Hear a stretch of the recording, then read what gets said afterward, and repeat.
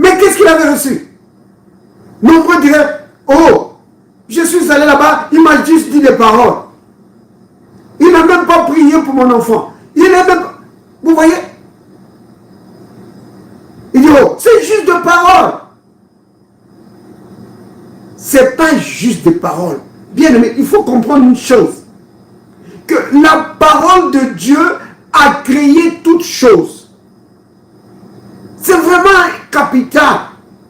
La parole de Dieu, ce n'est pas juste des paroles. Non. La parole de Dieu, j'insiste là-dessus, la parole de Dieu, ce n'est pas juste des paroles. Ce n'est pas du vent. Ce n'est pas juste du bruit. Vous comprenez? La parole de Dieu, c'est la réalité. C'est-à-dire que les choses sont exactement comme la parole de Dieu le dit. Quand la parole de Dieu dit que tu es guéri par les méthodes de Jésus, tu as été guéri, c'est comme ça, c'est cela la réalité. Donc, quand Jésus dit à ce papa-là que ton fils vit, les choses sont exactement comme ça. Maintenant, ici, le problème, c'est quoi, bien-aimé? C'est maintenant oser s'appuyer sur cette parole. Vous comprenez? Le Christ donne à ce papa rien d'autre que la parole. Parce que ce papa était venu pour demander quelque chose. Qu'est-ce qu'il a demandé? Il dit, descends. Il voulait la présence de Jésus dans sa maison pour imposer les mains sur l'enfant pour que l'enfant guérisse. Mais en retour, le Seigneur lui donne la parole. Le Seigneur lui dit, appuie-toi sur ma parole. Appuie-toi sur ma parole. Bienvenue à la table du Seigneur. Yeah!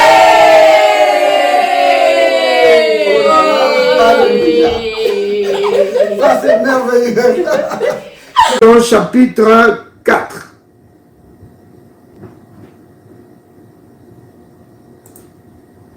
Jean 4.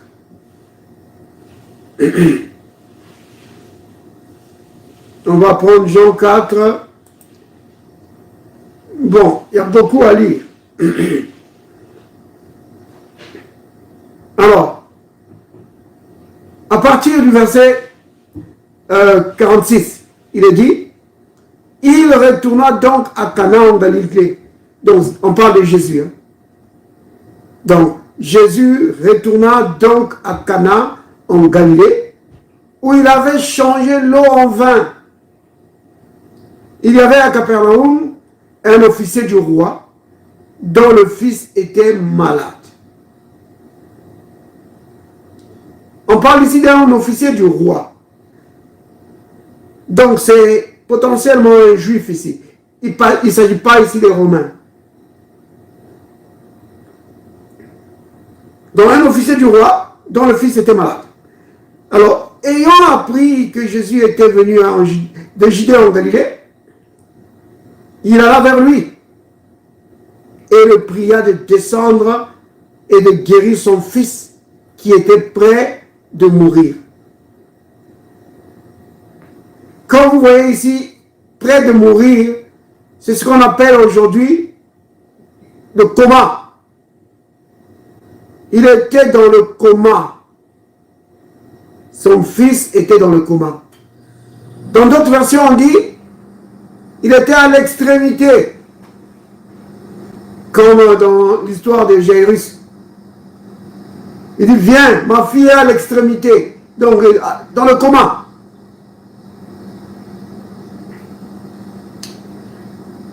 Verset 48. Jésus lui dit, si vous ne voyez des miracles et des prodiges, vous ne croyez point. L'officier du roi lui dit, Seigneur, descends avant que mon enfant meure. Va, lui dit Jésus, ton fils vit. Et cet homme crut à la parole que Jésus lui avait dite. Et il s'en alla. Comme déjà il descendait, ses serviteurs venant à sa rencontre lui rapportèrent cette nouvelle. Ton enfant vit. Et il leur demanda à quelle heure il s'était trouvé mieux. Et ils lui dirent, hier à la 7e heure, la fièvre l'a quitté. Le père reconnut que c'était à cette heure-là que Jésus lui avait dit, ton fils vit. Et il crut, lui et toute sa maison. Donc, vous avez vu là, bien-aimé, cette histoire de la guérison du fils de l'officier du roi. Cette histoire est riche en enseignements. Il y a beaucoup de choses dedans. Donc, si je peux donner un titre, je vais dire, il crut à la parole de Jésus. Cet homme a cru à la parole de Jésus. Vous avez vu ici, au verset 50. D'abord, je vais parler d'abord des circonstances. C'est une situation urgente. Bien aimé, c'est une situation urgente. Oui, c'est urgent. Pourquoi? Parce que son fils est dans le coma. Donc la mort peut intervenir à n'importe quel moment. Donc vous imaginez bien dans l'urgence de la situation. Donc le papa s'est précipité chez Jésus. Il dit, au secours, Seigneur, il faut que tu nous aides. Il dit, descends, viens. Oh là là. Vous avez vu? Au verset 50, je vais d'abord prendre le verset 50. Jésus dit à ce papa-là, parce que le papa dit à Jésus, viens, mon fils est à l'extrémité, mon fils est dans le coma. Seigneur, descends et guéris mon fils. Quelle réponse il reçoit? Va. Donc, la première réponse qu'il reçoit du Seigneur, c'est d'abord qu'il lui dit, si vous ne voyez des miracles et des prodiges, vous ne croyez point. Vous avez vu? Le Seigneur nous pointe ici le grand problème. Pas seulement des Juifs, même des chrétiens aujourd'hui. On veut voir des choses avant de croire. Le Seigneur dit, mais vous opérez dans le niveau naturel. Soit dit en passant, c'est la foi de Thomas. Si je ne vois point, si je ne touche pas, je ne vais pas croire. Vous voyez? Et le Seigneur, comme dans le cas de Thomas, ici, il dénonce ça. Il dit, si vous ne voyez des miracles et des prodiges, vous ne croyez point. L'officier dit, oh Seigneur, maître, ce n'est pas le moment de me donner des leçons. Vraiment, s'il te plaît, descends avant que mon fils ne meure.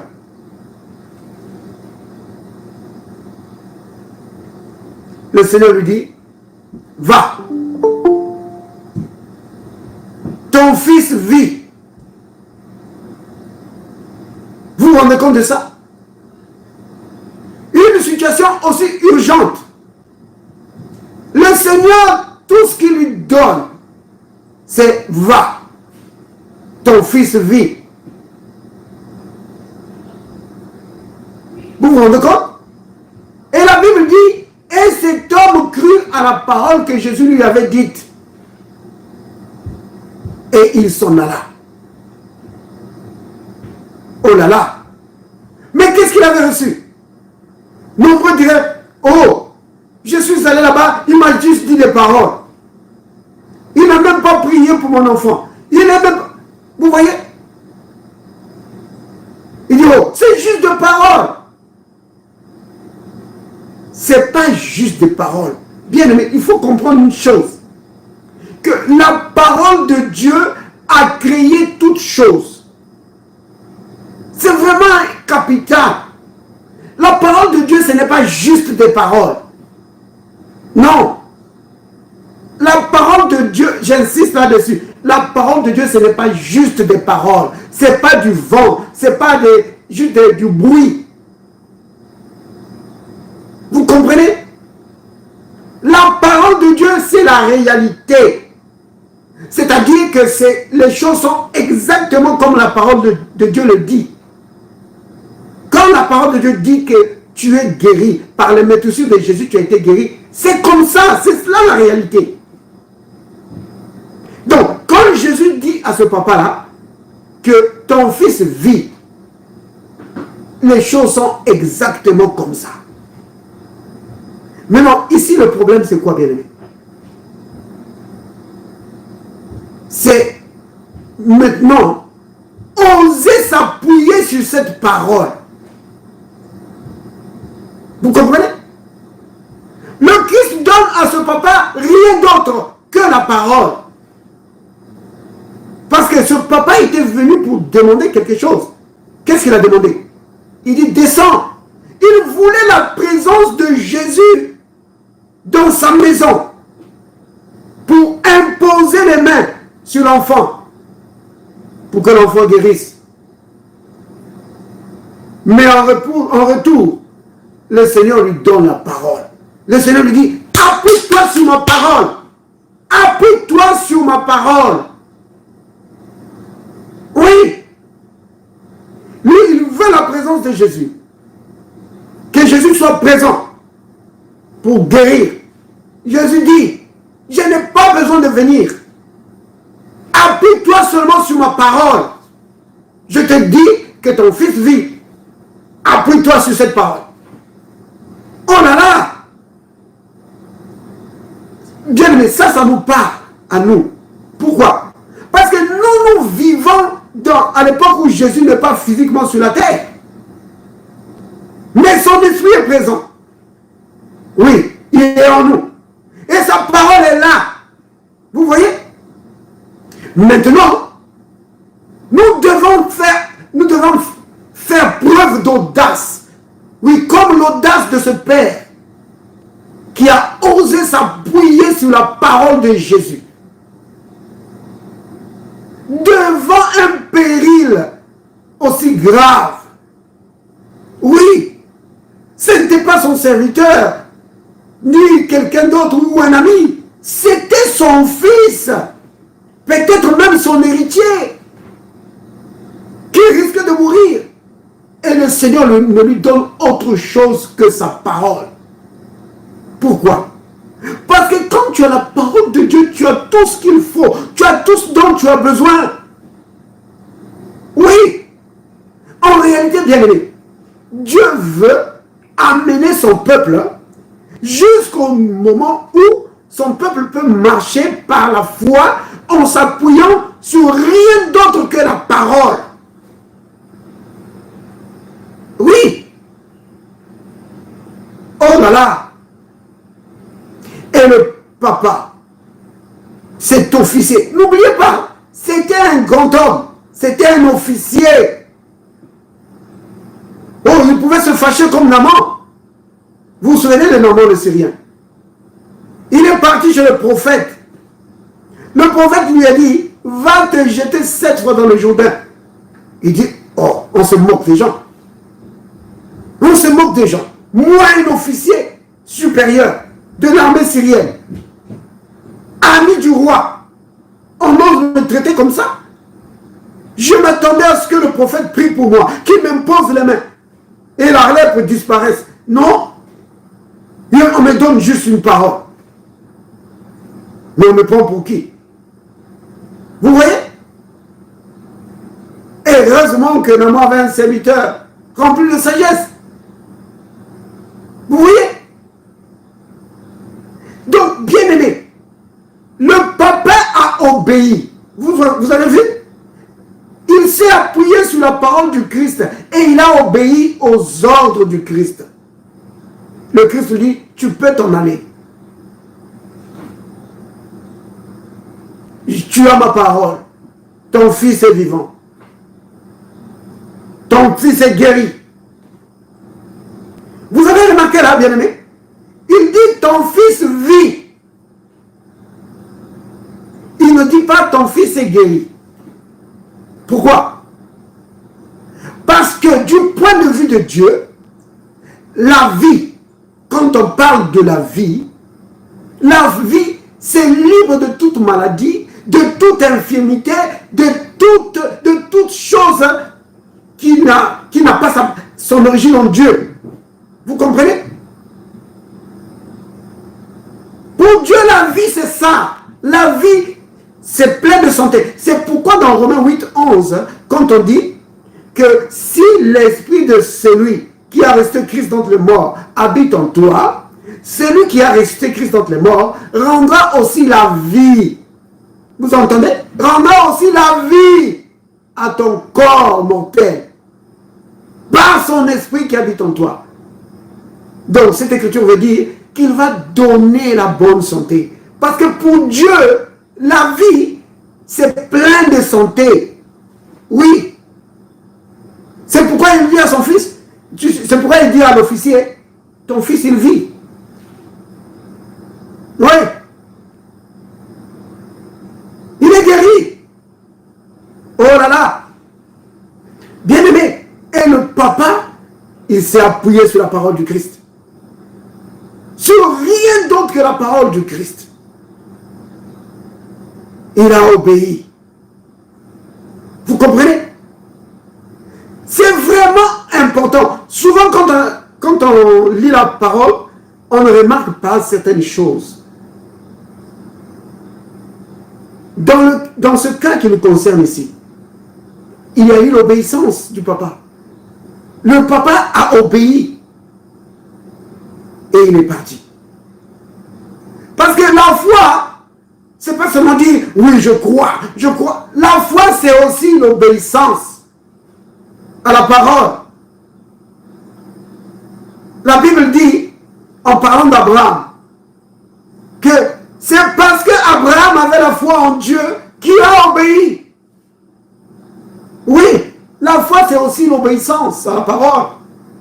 Celui qui n'obéit pas à la parole de Dieu ne marche pas par la foi. Vous comprenez? Il y a l'obéissance.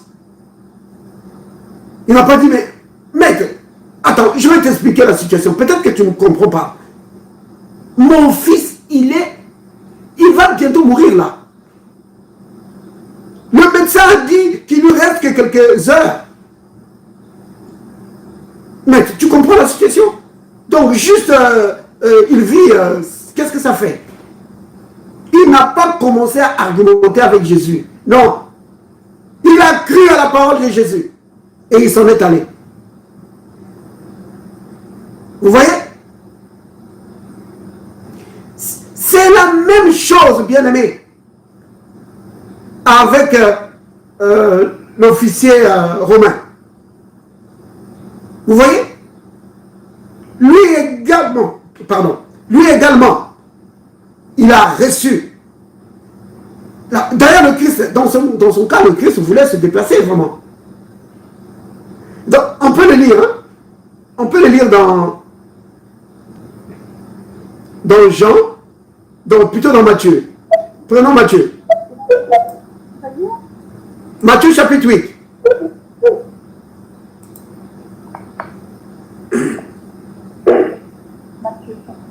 Alors, il a dit ceci, au verset 5. Comme Jésus entrait dans Capernaum, un centenier l'aborda, le priant, disant, Seigneur, mon serviteur est couché à la maison, atteint de paralysie et souffrant beaucoup. Jésus lui dit, j'irai. Regardez là. Jésus dit, j'irai. Et je le guérirai. Le centenier répondit, Seigneur, je ne suis pas digne que tu entres sous mon toit. Mais dis seulement un mot et mon serviteur sera guéri. Car moi qui suis soumis à des supérieurs, j'ai des soldats sous mes ordres. Et je dis à l'un va, et il va. À l'autre viens, et il vient. Et à mon serviteur, fais cela, et il le fait. Après l'avoir entendu, Jésus fut dans l'étonnement et dit à ceux qui le suivaient, je vous le dis en vérité, même en Israël, je n'ai pas trouvé une aussi grande foi. Vous voyez? La grande foi, c'est cela.